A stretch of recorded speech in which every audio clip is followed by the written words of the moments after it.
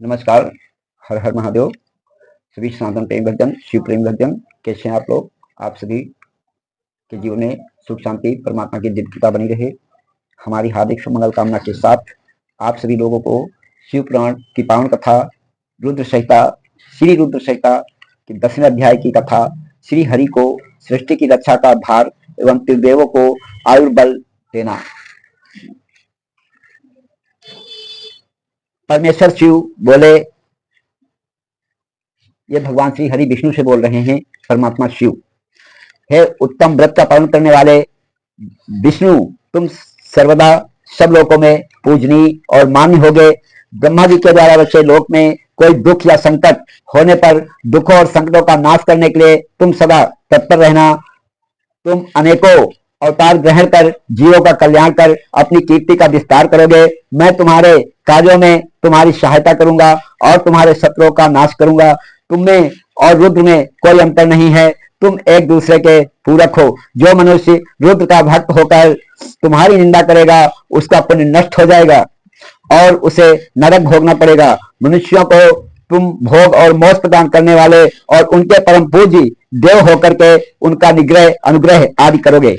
ऐसा कहकर भगवान शिव ने मेरा हाथ विष्णु जी के हाथ में देकर कहा कि तुम संकट के समय सदा इनकी सहायता करना तथा सभी को भोग और मोक्ष प्रदान करना तथा सभी मनुष्यों की कामनाओं को पूरा करना। तुम्हारी शरण में आने वाले मनुष्य को मेरा आश्रय भी मिलेगा तथा हमें भेद करने वाला मनुष्य नरक में जाएगा।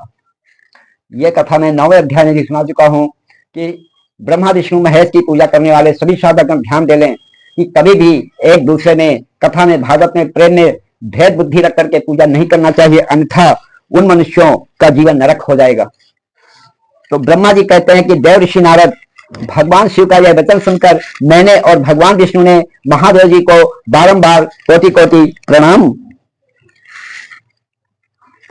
कर धीरे से कहा, हे करुणा निधान भगवान शंकर, मैं आपकी आज्ञा मानकर सब कार्य करूंगा। मेरा जो भक्त आपकी निंदा करे उसे आप नरक प्रदान करें। आपका भक्त मुझे अत्यंत प्रिय है। महादेव जी बोले, अब ब्रह्मा विष्णु और रुद्र के आयु बल को सुनो। 4000 युग का ब्रह्मा का एक दिन होता है और 4000 युग की एक रात होती है। 30 दिन का एक महीना और 12 दिनों का एक वर्ष होता है। इस प्रकार के वर्ष प्रमाण से ब्रह्मा की 100 वर्ष की आयु होती है और ब्रह्मा का एक वर्ष विष्णु का एक दिन होता है। वो भी इसी प्रकार से 100 वर्ष जिएंगे तथा विष्णु का एक वर्ष रुद्र के एक दिन के बराबर होता है और वो भी इसी क्रम से 100 वर्ष तक स्थित रहेंगे। तब शिव के मुख से एक ऐसा श्वास प्रकट होता है जिसमें उनके 21,600 दिन और रात होते हैं। उनके 6 बार श्वास अंदर लेने और छोड़ने का एक पल और 8 घड़ी और 7 घड़ी का एक दिन होता है।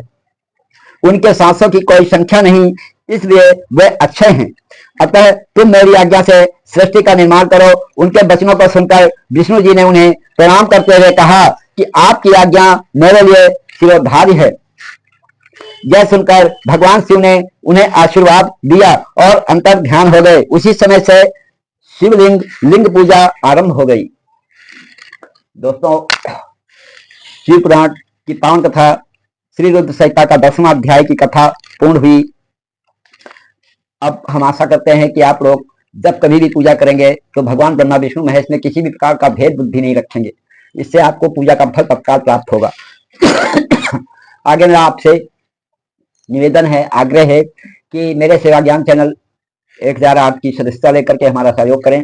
चैनल सब्सक्राइब करें, लाइक करें, कमेंट करें, सब्सक्राइब करें और हमारे ओम जय श्री शक्ति परिवार सेवा संस्थान नव निर्माण और वृद्धाश्रम में असहाय बजनों की सेवा हेतु हमारा सहयोग करें। तन से मन से धन से। हर हर महादेव। जय बाबा अमरनाथ। दफानी भूखे को भोजन, प्यासे को पानी।